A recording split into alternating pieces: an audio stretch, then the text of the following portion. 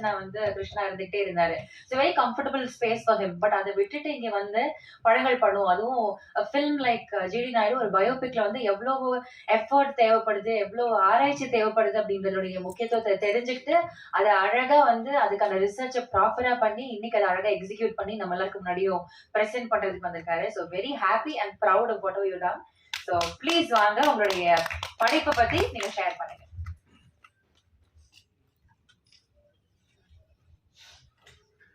So எல்லாருக்கும் வணக்கம். Thank you for your constant support.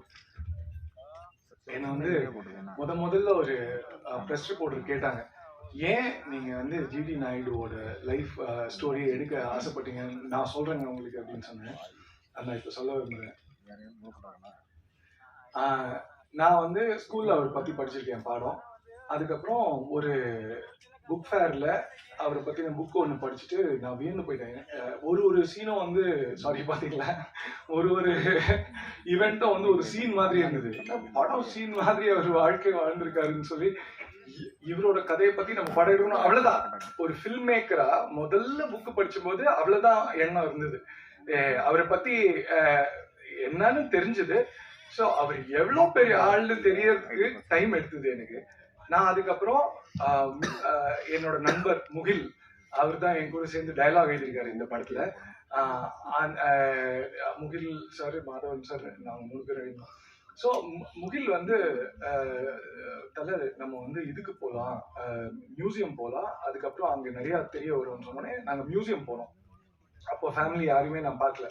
So நாங்கள் மியூசியம் போனதுக்கு அப்புறம் மியூசியம் போனா புக்கு படிச்சதை விட ஒரு 50 மடங்கு மேல இன்ஃபர்மேஷன் இருக்கு. அவரை பத்தி தெரிஞ்சுக்க முடிஞ்சது.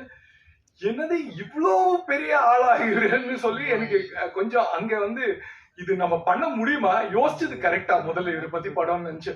அந்த மியூசியம்ல நான் வந்து ஒரு வியந்து பார்த்த ஒரு விஷயம் என்னன்னா, உலக தலைவர்கள், இந்திய தலைவர்கள், அதாவது இந்திய தலைவர்கள் பல பேரு ஜிடி நாயுடு ஐயாவோட வீட்டுக்கு போய், அவரோட தோட்டத்துக்கு போய், அவரோட ஆராய்ச்சி பண்ற இடத்துக்கு போய் அவரை மீட் பண்ணிருக்காங்க. ஜிடி நாயுடு வெளியில போயிருக்காருன்னா இல்ல, அவங்க எல்லாரும், அதாவது நான் சொல்றது காந்திஜி அவர்கள், அம்பேத்கர் அவர்கள், பெரியார் அவர்கள், நேரு அவர்கள், இந்திரா காந்தி அவர்கள், கருணாநிதி அவர்கள், நான் நிற்க முடியாது, எவ்வளவு பேரு அவரோட இடத்துக்கு வந்திருக்காங்க. இதுல வந்து பெரியார் அவர்கள் வந்த அந்த இடத்துக்கு மத தலைவர்கள் வந்திருக்காங்க, படிச்சவங்க வந்த இடத்துக்கு சாமானியர்கள் வந்திருக்காங்க, அறிவாளிகள் மேதைகள் வந்த இடத்துக்கு ஸ்டூடெண்ட்ஸ் வந்திருக்காங்க. நான் வந்து ஒண்ணு